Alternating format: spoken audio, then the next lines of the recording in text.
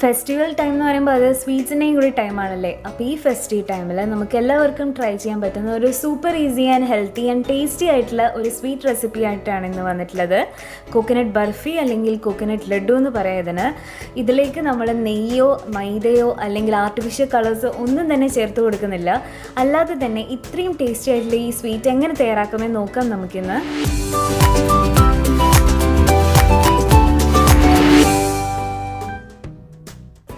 അപ്പോൾ ഇൻഗ്രീഡിയൻസ് ഒക്കെ ഡിസ്ക്രിപ്ഷൻ ബോക്സിൽ കൊടുത്തിട്ടുണ്ടെങ്കിൽ നമുക്ക് സ്റ്റാർട്ട് ചെയ്യാം. ഇതിനായിട്ട് ആദ്യം വേണ്ടത് തേങ്ങയാണ്. അപ്പോൾ നമ്മളിപ്പോൾ എന്താ ചെയ്യുന്നതെന്ന് വെച്ചാൽ ഒരു 1.5 മുറിയോളം തേങ്ങ, ചെറിയ തേങ്ങയാണ്. അപ്പോൾ അത് കാരണം ഒരു 1.5 മുറി തേങ്ങ ഇതുപോലെ പൂഴിയെടുത്തതിന് ശേഷം അതിൻ്റെ ഈ ബാക്കിലത്തെ ഈ ബ്രൗൺ പാർട്ട് ഉണ്ടല്ലോ അതങ്ങ് റിമൂവ് ചെയ്ത് കളയുന്നുണ്ട്.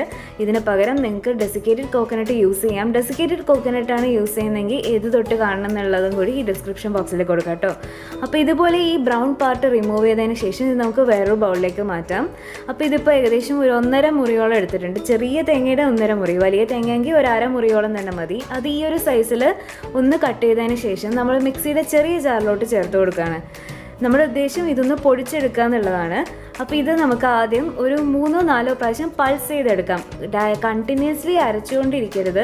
ഇതുപോലെ നമുക്കൊന്ന് പൾസ് ചെയ്തെടുക്കുന്ന സമയത്ത് ഈ ഒരു രീതിയിൽ നമുക്ക് കിട്ടും. കണ്ടോ, നല്ല പൊടിയായിട്ട് കിട്ടും. ഇതുപോലെയാണ് കിട്ടാനുള്ളത്. അപ്പോൾ കണ്ടിന്യൂസ്ലി അരച്ചു കൊടുക്കുക, അല്ലെങ്കിൽ വെള്ളം ചേർക്കുക ഒന്നും ചെയ്യരുത്.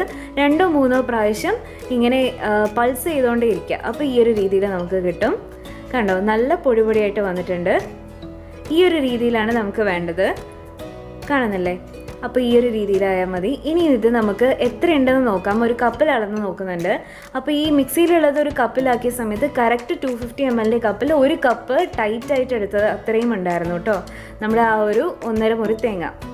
അപ്പോൾ ഇത്രയും തേങ്ങ വെച്ചിട്ടാണ് നമ്മൾ ഈ റെസിപ്പി സ്റ്റാർട്ട് ചെയ്യുന്നത്.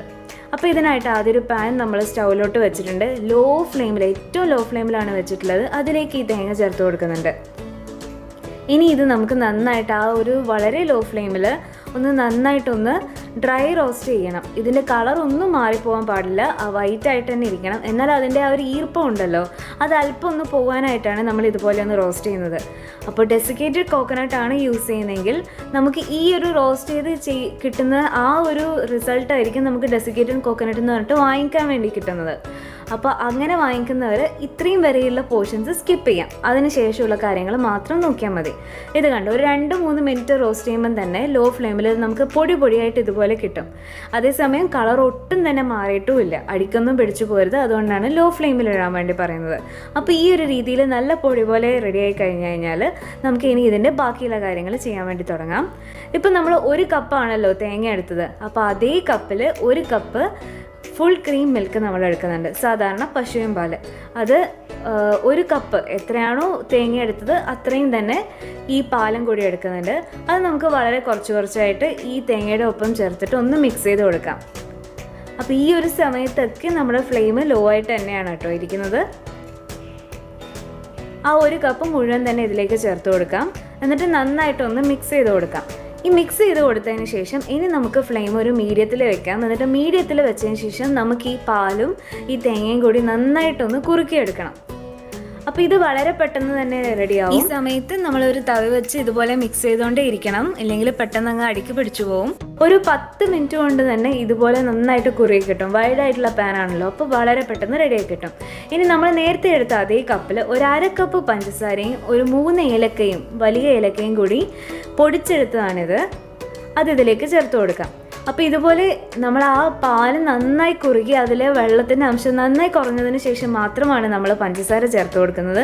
പഞ്ചസാര ചേർത്ത് കൊടുത്തു കഴിഞ്ഞാൽ ഇതുപോലെ അതിൻ്റെ അകത്തുനിന്ന് അല്പമായി വീണ്ടും കുറച്ചൊന്ന് ലൂസാവും നമ്മുടെ ഈ മിശ്രിതം. അല്പം ഒന്ന് വെള്ളം വരുന്നത് മാതിരി കാണാം.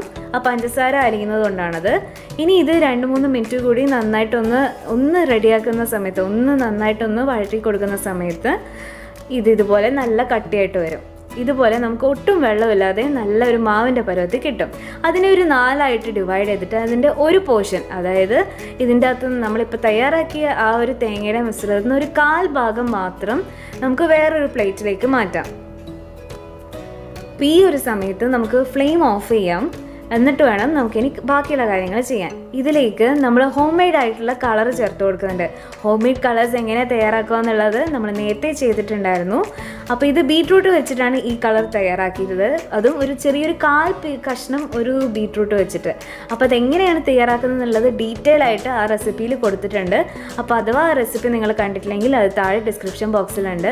വളരെ കുറച്ച്, നമ്മൾ 1 ടീസ്പൂൺ മുഴുവൻ ചേർത്ത് കൊടുക്കുന്നില്ല, അതിങ്ങനെ ഒരു 1/4 ടീസ്പൂൺ വീതം ചേർത്ത് കൊടുത്ത് നമുക്ക് എത്രമാത്രം കളർ വേണം അതിനനുസരിച്ചിട്ട് അതൊന്ന് മിക്സ് ചെയ്ത് കൊടുക്കുന്നുണ്ട്.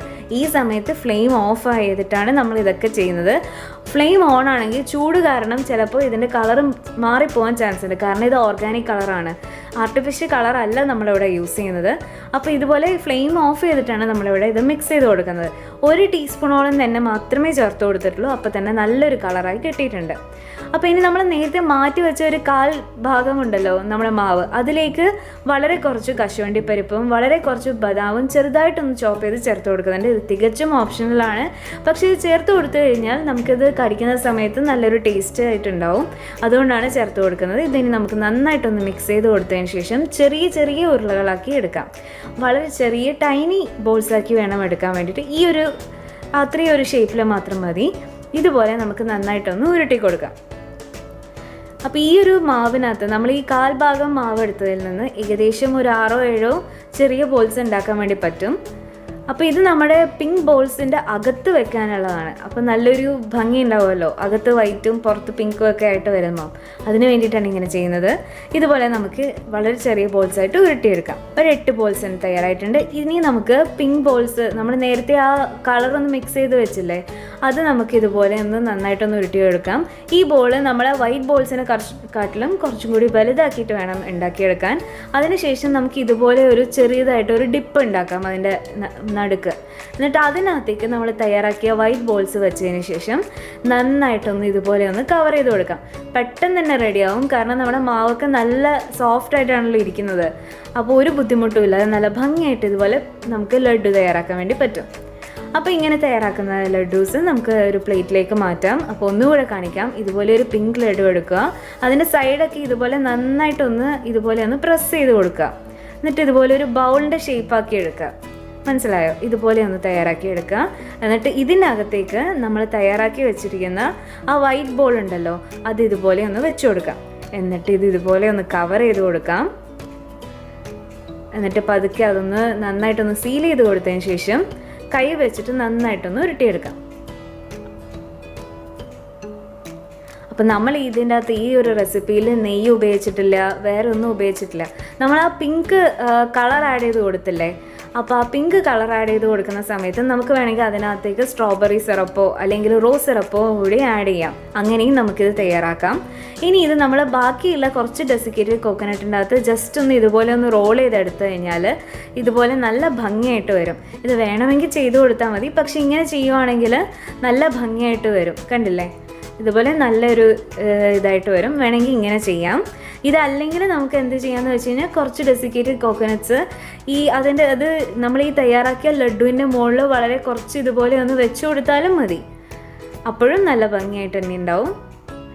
അപ്പോൾ ഇത് വളരെ ടേസ്റ്റിയാണ്, എന്നാൽ കാണാനാണെങ്കിൽ ഭയങ്കര ഭംഗിയാണ്. അപ്പോൾ ഇത് നമുക്ക് കണ്ടുകൊണ്ട് തന്നെ നമുക്ക് ഫോട്ടോ എടുത്തുകൊണ്ടിരിക്കാൻ വേണ്ടി തോന്നി. അത്രയും ഭംഗിയായിരുന്നു ഇത് കാണാൻ.